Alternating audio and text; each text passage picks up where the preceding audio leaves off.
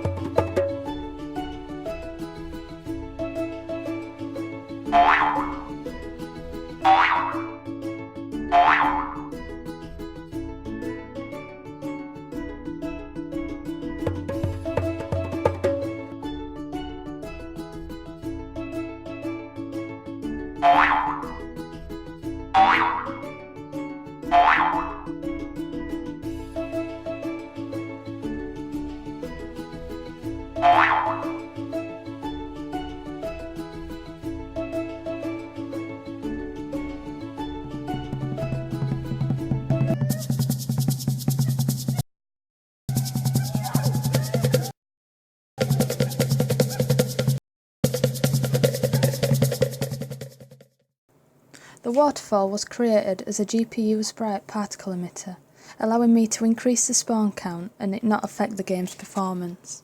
To create the rising water I used a plane and custom material, added a movement track in Matinee, and within the level blueprint I plugged play Matinee with event begin play along with a small delay to give the player more time to succeed.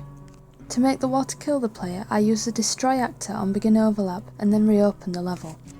One of the main problems I had with this was the water triggering other events such as matinees and collectibles. I came to realise that I had to make it clear the player was the tagged actor, and when the event happened the player was the only affected entity. To create the rising tiki platform, I used a trigger box and matinee to play when the player overlapped.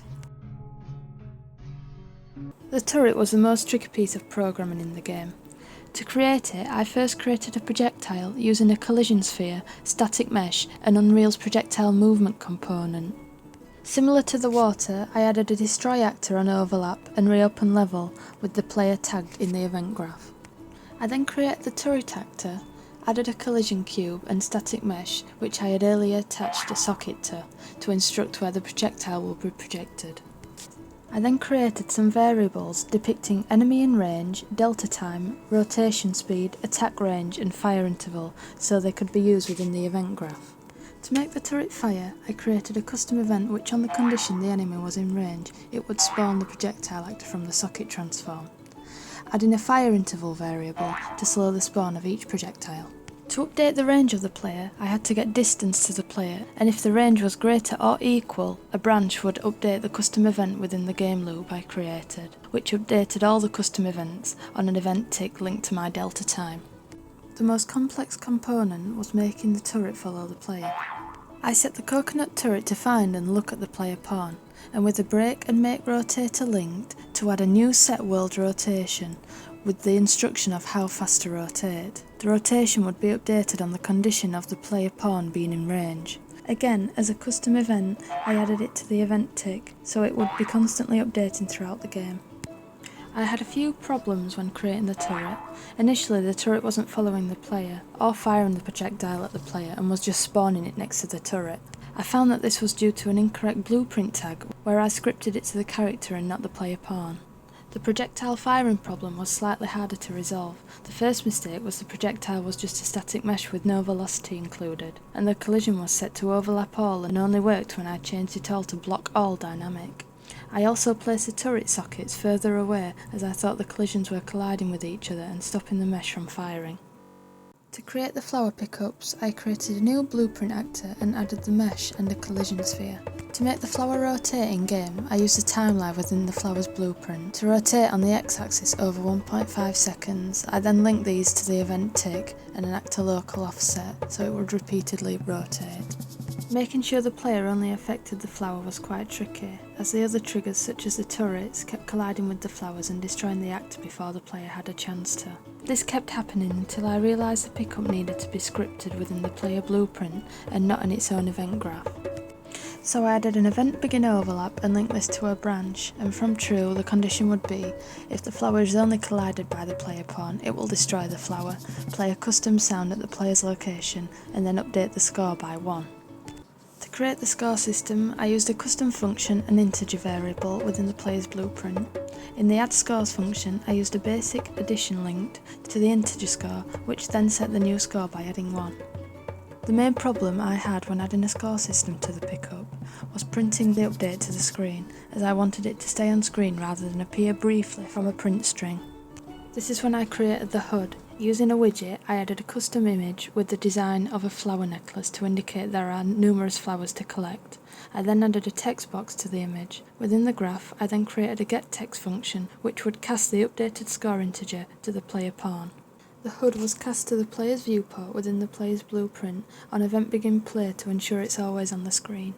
I've also set up a health bar system within the HUD using a progress bar linked to a custom function to get the health percentage and minus it by 5. However, this is not linked to any enemies, as I was unsure if the level timer and checkpoint system would be more fitting to the gameplay. After playtesting, it will become clear what to do with the health bar system. Even though I'm unsure of whether I'd like to use the health bar is fully functioning and updates to the viewport when the key is pressed. The only problem I have encountered is the pickup score text not cast into the character's viewport. It took a few attempts, but I managed to work out that this was due to an incorrect tag within the blueprint, where the text was cast into a player character and not a player pawn. The jump pads were relatively easy to create, as Unreal had a launch character function, which you can edit the velocity of on the desired axis. I used this with different velocities to make the jumps seem more sporadic and random. I also added a variety of sounds at location to give the player some audio feedback. Ultimately, I would like the flowers to have spring-like animations for more immersive visual feedback for the player, which is what I'm planning on adding in the future. For the background music, I use an ambient sound within the scene and added a trigger box with a fade in and out feature to change songs gradually when entering a different part of the level. Even though it's simple, I found this really useful in creating a different feel when the level changes. I decided to add a pause game attribute so the player could leave and not worry about an enemy or turret resetting the game. To create the pause gameplay attribute, I created a new variable within the player's blueprint called paused. I then linked this to a press key and branch which would set a game pause if the key was pressed. I also made sure on the key pressed input, execute when paused was ticked so the player could unpause the game. The main character, Hula, has been created and animated with a run cycle.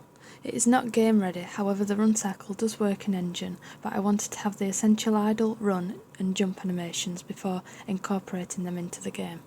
Here are the feedback forms from the playtest. I found the playtest feedback really useful and I'm really happy with what I've achieved so far. The player feedback has really helped me understand what I really need to add to the game to make it more enjoyable. Thank you for watching my video.